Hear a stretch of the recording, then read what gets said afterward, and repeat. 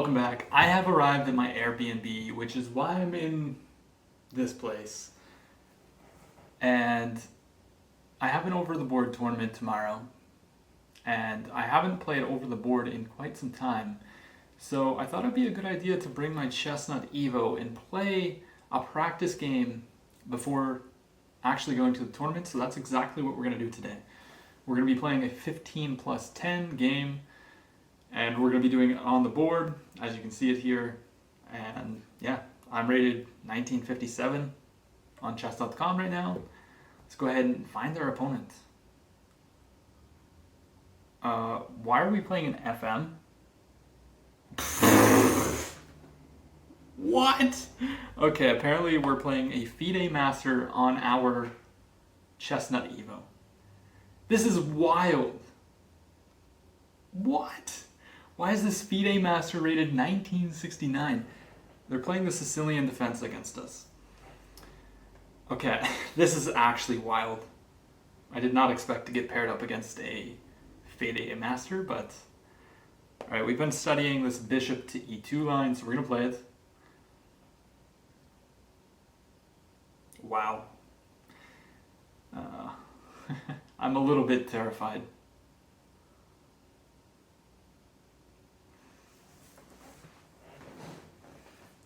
Alright, so they just play e6. e6 is on the board. Now I think in this position we'll just go d3. Makes sense. Just go there, solidify everything.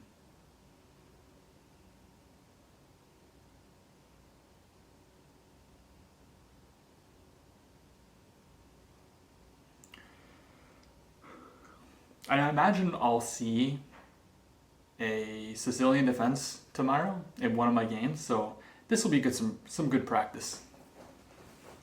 Especially against a FIDE Master. I'm not going to be playing no FIDE Masters at my tournaments. Oh, jeez.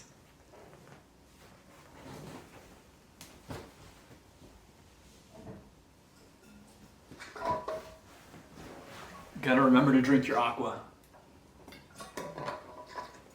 Alright, we have knight c6. Knight c6, I think we're just going to go f4 without thinking. Down, down. So I've been playing a lot of 10-0 recently, so I do have to be a little bit more careful. Okay, so they just played g6. This makes sense. They just want a fianchetto, and the knight's probably going to go to e7, I would imagine. But we're just going to develop our knight now. They're either going to play bishop g7 or knight to e7, I would assume. Yeah, so we got bishop here. And now I think we just castle. Nothing wrong with castling. Yeah, let's go ahead and castle. Being very, very careful with picking up the pieces, because this is a real rapid game. Yeah, and we have knight e7. So against this, I know we don't really want to go for the typical queen e1 idea because it's just not as effective. So I think we're going to end up going like knight a3 and play like c3 kind of ideas. I think we can go c3 right away. And then they're going to castle. Yeah, this is kind of like the benefit of playing this opening rather than the regular Grand Prix. Because in the regular Grand Prix, we would have a knight on c3. So we wouldn't have the option of playing c3. But yeah, we're going to play c3 now. Time management's looking good. Feeling good. I think we're going to just see castles. Yeah, we do. Alright, so castles is on the board. And, I mean, they're probably going to go for some kind of like a6 and expansion on the queen side. But we're not really too concerned about it. And we want to play for d4. And since the knight is not on f6, it doesn't attack our e4 pawn. So we can potentially go ahead and, like, I don't know, play ideas of bishop e3 with the idea of pushing. I could also go a4 right away. Because I know a huge idea of that, of black in these openings, is to play a6, b4, or b5. Okay, we're going to go knight to a3. And I want to reroute the knight to c2. I think we're going to see an a6 or maybe b5. Oh, wow. Okay, so they're going to strike in the center first. It's very interesting. See, we don't really want to play e5 here if we don't have to. They're not threatening to win the pawn. Maybe we just play knight c2 anyways. Knight c2 takes, queen takes, rook takes. It's an endgame. I don't think we're worse by any means.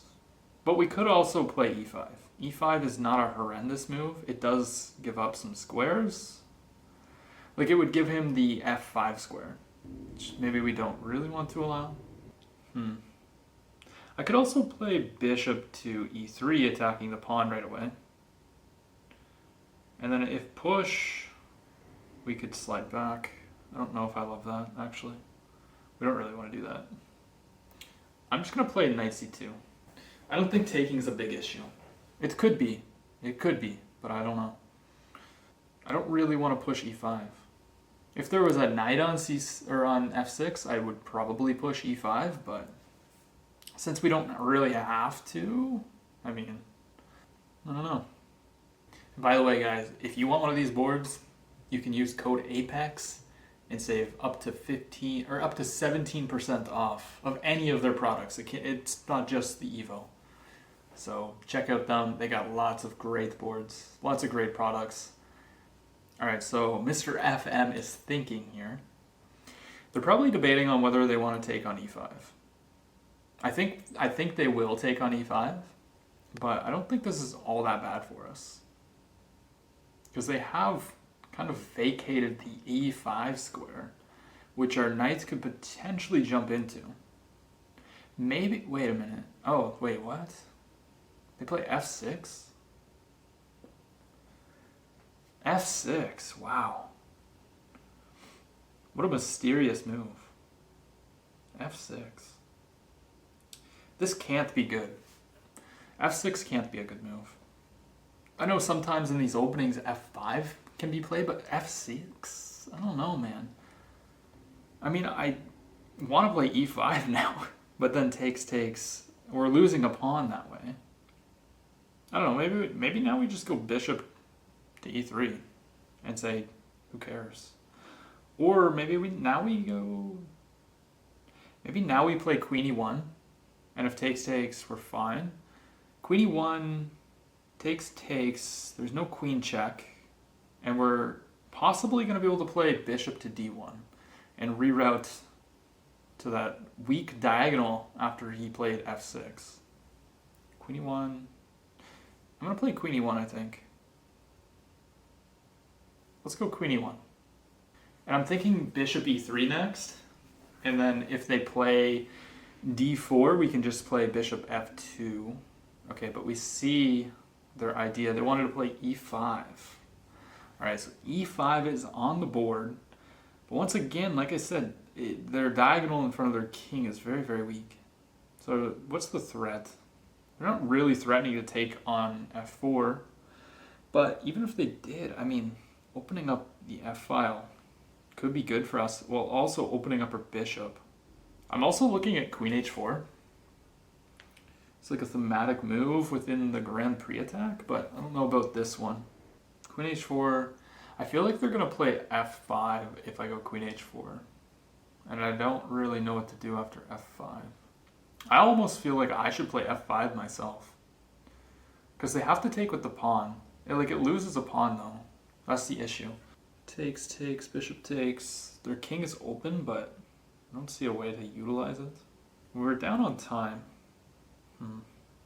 This is an interesting position. Maybe I just take the pawn and open up the f-file. But they also get an open f-file. I'm going to take the pawn. I don't think taking the pawn is that bad. Now I think they're going to play fe. They do. So we both have open rook files. I'm thinking I could go d4 here. If they play de, I have bishop check, and then I can take the pawn with my queen. And if takes, we're just taking everything. I don't love it. Don't love it, guys. We need to finish development. Let's develop our bishop. If they go e or d4, I'm just gonna go back with the bishop to d2. I don't know. I feel like maybe I should have taken. Yeah, no, I just go back, right? Because now they're locking the center, and they can't take the pawn. I mean, they can, but that's very, very weakening. Okay, they're pushing all the pawns in front of their king. This is crazy. Craziness. So what if I go queen h4 now? They have to move the pawn again. I'm going to play queen h4. Now we threaten the pawn on h6. So I think they'll probably play like g5. I need to reroute my knight. If I can get a knight to d5, I think I'll be doing okay. But we're also down 50% on the clock, which is not good. So I guess we should probably figure out where we want to put our queen. Probably just g3. Queen g3 seems decent to me. Queen g, if g5, queen g3, I would be threatening to go h4, I think, right? Not quite. Just takes, but then knight takes. Okay, we have a king move. Which, this just allows my knight to jump in with a check. I mean, this has to be good for me, right? Knight g5, check. I mean, this has to be a good move, right? Knight g5. Maybe it's not that really great of a move, now that I'm thinking of it. Because the king's just going to go back to g8. King g8. Now the knight is attacked. Yeah, king g8. Now, I mean, I could take with check first. I'm going to trade off one of the rooks. So we're going to take with check. Now, I'll be interested to see what they play here. Probably queen takes. Probably queen takes, but king takes, maybe?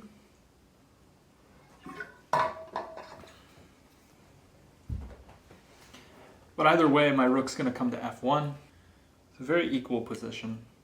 I think I'm slightly better, maybe, because I have a safer king.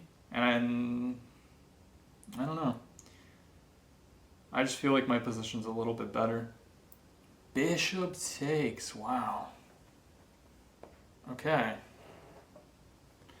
I didn't expect that move, but it's very logical. Very, very logical. So I should probably move the knight. Okay, let's move the knight back. We're gonna move a little bit quicker. So the pawn is attacked. If they play g5, I might sacrifice the knight for the two pawns. We are attacking the pawn. Oh, they just played king up. Okay, I'm tempted to just give a check, because at this point I'd be happy with a draw, but I don't see why we can't just bring the rook involved. Yeah, why couldn't we just play like rook f1 here? Yeah, let's just go rook f1. We're gonna activate our other piece. The knight is actually pinned to the queen. No, never mind. The other knight protects the queen. We do have some threats though. Knight g5, and then rook coming into f7. Could be strong. Alright, so they have 8 minutes, I have 5. It's not the end of the world, but I don't know. I wonder if they're gonna go knight g8. Just make sure the cameras are actually still recorded. Because this is actually a sick moment in my chess career. Playing an FM on a Chestnut Evo over the board. Basically playing a titled player over the board. This is amazing. Whoa! Okay, we got a big queen move here. Doesn't this just blunder? Oh, maybe not. Maybe not. Wait. This looks wrong. This looks very, very wrong to me. It almost looks like the bishop would be hanging, but it wouldn't. But I definitely think knight g5 still. So I need to move quick, so I'm going to play knight g5 still. Obviously, if the king goes to h8, it's a big blunder. It has to protect g8, yeah. Or it has to go to g8, of course. Now I can sack the rook and come in with the queen. Is that something I want to do? So it'd be very, very committal. Honestly, I think it's pretty good. Like rook takes, king takes check. The king has to be very, very careful of where it's going. I'm gonna sack the rook. We're sacking the rook, baby. We're sacking the rook against the FM. Maybe this is bad, maybe it's not. We're gonna get a pawn and a bishop, and he's not as developed. King takes. Now, before we move really quick, should definitely double check my moves.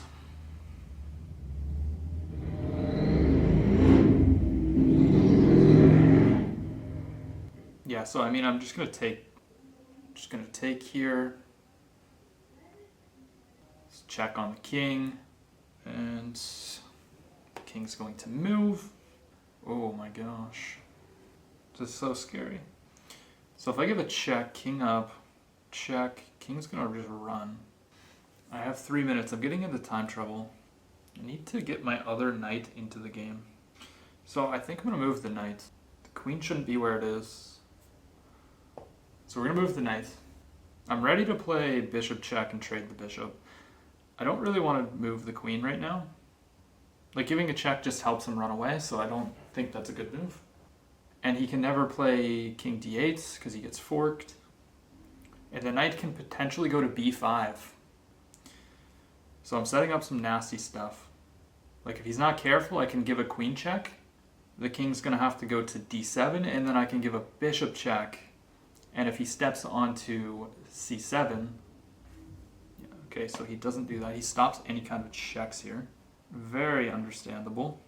Maybe I should give a queen or a knight. Attack with the knight. Or do I want to cut the king off first? Let's go here. We're going to threaten a fork. The queen has no entry. We got 2 minutes. 2 minutes to 5. This is not what I want. It's not ideal. The king's slowly getting into a mating net here. The king just moves. Oh, king just moves. So now we have checks all over the place. Let's attack the queen. Their king is just not safe. I'm threatening to play bishop g5 as well, which is just a nasty pin. Just activating that bishop. I don't even know where the queen can go. Because if queen to f7, I think I can just bring the other knight in. Looks very nice. But maybe bishop in first. Whoa. We got queen h8 played. That's a wild move. Okay, I think I can simply just pin the knight now. I think we're just going to try and slowly improve this. We're down to a minute though, so oh my gosh. Okay, attacks the knights. We can just jump the knight in. We threaten to fork the queen. So yes, the king's going to move, which now, oh my gosh, this is complicated. I'm so low on time too. I wish I had more time. Dang it, and now the king's gonna escape too. Okay, let's take that bishop. Let's take the bishop pair. I think we're gonna see rook takes. We are technically down material as well. Sacked the rook, but we do have the bishop pair, which is very strong. But unfortunately, I don't think we have enough time to convert this. Okay, let's activate our bishop. We need to get our pieces active. Okay, we just got rook over. Let's just take the pawn. Just setting up tricks. Yeah, they take the correct way, of course. Let's go ahead and attack the queen. Just trying to gain some time. Queen moves over one square. Very, very understandable. Attacks my pawn. I do have some tricks here. Let's go queen all the way back. We're threatening now to take the knight. Oh wait, no. Now they can just take my knight. Oh, shoot. Yeah, I blundered. Yeah, this is what happens. It's okay. Oh, they just move? They don't even save the knight? That is insane. Okay, let's save our knight. I don't think I can save the bishop though. Well, I can just take their knight. Not what I want to do though. Okay, we're both under a minute. Okay, they cash in on the pawn. Crazy, crazy. Yeah, I'm cooked. Guys, I'm cooked. I don't know what to do. Queen up. They're protecting the pawn.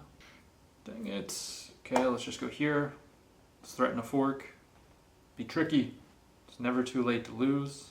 That is my motto. Just queen moves. They want a queen trade. No thanks. King goes back. I'm just gonna protect the knight with the pawn. Okay, they attack my knight. Uh-oh. Okay, let's take their knight. Time trouble. I'm losing. So wait, what? Why would they take that way? Okay, now we can get out of our pin. We're still completely cooked, like, without a doubt. Okay, they jump the knight in. Let's move our queen. Rook attacks, of course. Okay, queen's coming in. We're gonna tempo that while hanging our bishop, because that's how we do it. They miss it? They miss the hanging piece again. This is crazy. Why is the FM missing so many hanging pieces? I'm gonna move my king. They're gonna take the pawn. Hello, it is Bathrobe Apex. Days later, I'm editing this up, putting it together, and I just realized that the footage stopped before the game even ended, which is very unfortunate because, you know, it's not as clean. However, here we are, and I'm gonna finish looking at the game here. Yeah, so I'm pretty sure we are right around here, where I just moved the king and I said that he's gonna take the pawn. That's exactly what happens. He takes the pawn, and in this position, I don't want a queen trade, so I move the queen over here. My opponent takes another pawn, and then we go queen c1, because, you know, we just want to cut off any checks. He was threatening some kind of mate. Well, not really, but like check and king back. It's completely over. He gives a check, and I move my king, hang my queen in one move, and this is how the game ended. So, yeah. I mean, I was in a huge time scramble.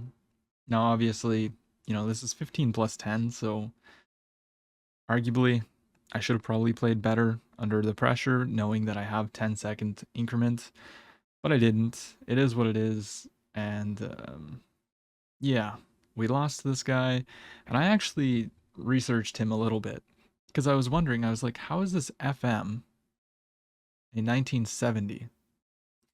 And apparently, he's not even like 1900 FIDE, which doesn't make sense to me. How do you have a FIDE master title without being, I thought you had to be like 2300 FIDE to get it. Now, he was born in like 1960 something, so he's older. I don't know if there was some kind of way to get a title like earlier than 2300 back then. There must be, obviously. Someone in the comments will tell me. But, you know, this was a great game, and it gave me a little bit of confidence going into my over the board tournament the next day. So, yeah. I appreciate you all watching this video, and of course, if you have any interest in Chestnut products, check out their website. You can use code APEX and you'll save up to 17% off of anything. I hope you enjoyed the video, and don't forget to leave a like, comment, subscribe, and I'll see you in another one. Don't forget to check out those over the board tournament recaps as well.